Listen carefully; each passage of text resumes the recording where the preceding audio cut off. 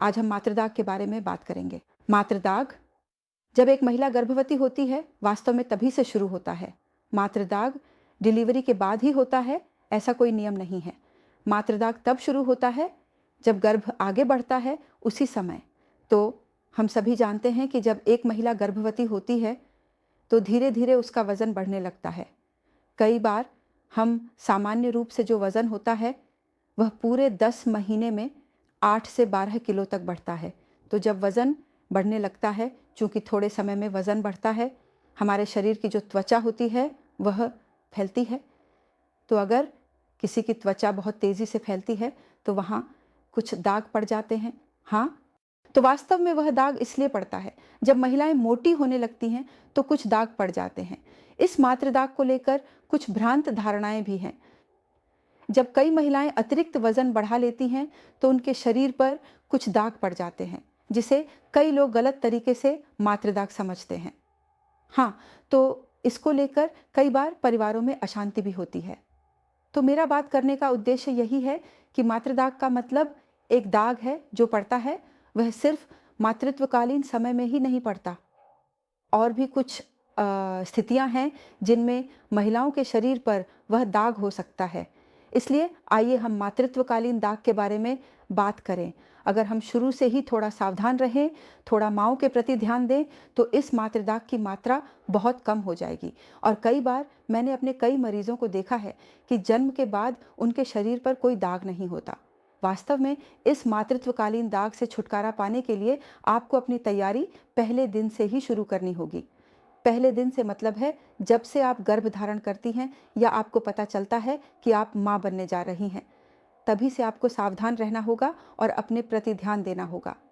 मातृत्वकालीन समय में हमेशा ध्यान रखना होगा कि हमारी त्वचा, जिसे हम स्किन या चामड़ा कहते हैं, उसकी देखभाल करनी होगी। अगर वह त्वचा सूखी हो जाती है, सूखी मतलब ड्राई रहती है, तो उस त्वचा पर बहुत आसानी से दाग पड़ जाते हैं। तो अगर हम इस त्वचा को थोड़ा स्वस्थ रखना चाहते हैं तो हमें क्या करना होगा? हमें पर्याप्त मात्रा में पानी पीना होगा। मैं सभी गर्भवती माताओं से कहती हूँ कि आपको प्रतिदिन 12 से 14 गिलास पानी अवश्य पीना चाहिए। 12 से 14 गिलास। इसका मतलब है कि हमें पूरे दिन पानी पीते रहना होगा। मैंने कई लोगों को देखा है जो दोपहर 3 बजे तक कोई पानी नहीं पीते। 3 बजे के बाद वे लगातार पानी पीने लगते हैं। यह भी कोई स्वस्थ प्रणाली नहीं है।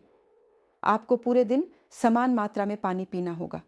इस स्थिति में आपको अपने साथ एक पानी की बोतल अवश्य ले जानी चाहिए और थोड़ी-थोड़ी देर में एक सिप, मतलब 2 घूंट करके पानी पिए, तो आप देखेंगे कि आप पूरे दिन में अपनी इच्छित पानी की मात्रा प्राप्त कर सकते हैं। क्योंकि अगर कोई एक बार में आधा गिलास पानी में 1 गिलास पानी पीने की कोशिश करता है, तो कई बार पानी उल्टी हो सकता है। उस माँ को असुविधा महसूस होती है, इसलिए एक बार में इतना ज़्यादा पानी पीना सही नहीं है। हमेशा थोड़ा-थोड़ा करके 5 मिनट, 10 मिनट के अंतराल पर थोड़ा-थोड़ा करके पानी पीना चाहिए। इसके अलावा हमारे देश में ऐसे खाद्य पदार्थ खाने चाहिए जिनमें पानी की मात्रा अधिक हो। जैसे फलों में जो पानी होता है, जैसे संतरा, खीरा, उसके बाद नारियल पानी और कुछ अन्य फल जैसे केला। इन सभी फलों में पानी की मात्रा अधिक होती है। हमें इन खाद्य पदार्थों को पसंद करना चाहिए। फिर आपको उस वातावरण को देखना होगा जिसमें आप काम कर रहे हैं। ये देखना होगा कि वह ठंडा है या नहीं और उसे थोड़ा आरामदायक बनाना होगा। अगर आप रसोई में हैं तो आपको यह ध्यान रखना होगा कि रसोई में पर्याप्त मात्रा में हवा का आवागमन हो रहा है या नहीं। अगर वह व्यवस्था नहीं है तो रसोई में कम समय बिताने की कोशिश करें। परिवार के सदस्यों से बात करें, सो वर्ड आए, और उस डॉक्टर के साथ अपनी समस्या साझा करें जिसे आप दिखा रहे हैं कि आप वैसा वातावरण नहीं बना पा रहे हैं उस समय। आपका डॉक्टर निश्चित रूप से आपकी मदद करेगा कि कैसे आपके परिवार के सदस्यों से बात की जाए, आपके पति से बात की जाए। बात करके आपके जीवन शैली को सुंदर और सरल बनाने में आपका डॉक्टर निश्चित रूप से मदद करेगा।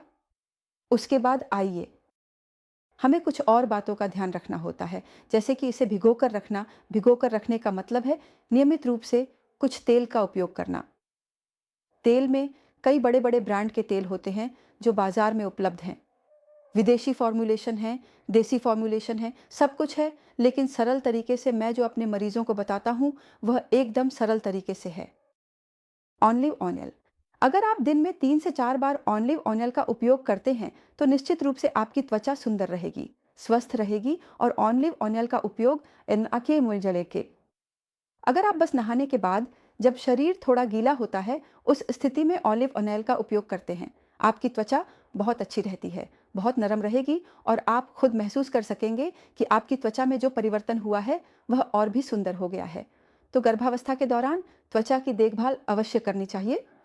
और जो बातें मैंने कही हैं अगर आप उनका पालन करें, के अनुसार चलें, तो निश्चित रूप से आप देखेंगे कि आपके मातृत्व काल में कोई दाग नहीं पड़ा है और जन्म के बाद भी कोई बदसूरत दाग या जिसे हम बर्थ मार्क कहते हैं वे दाग नहीं रहेंगे।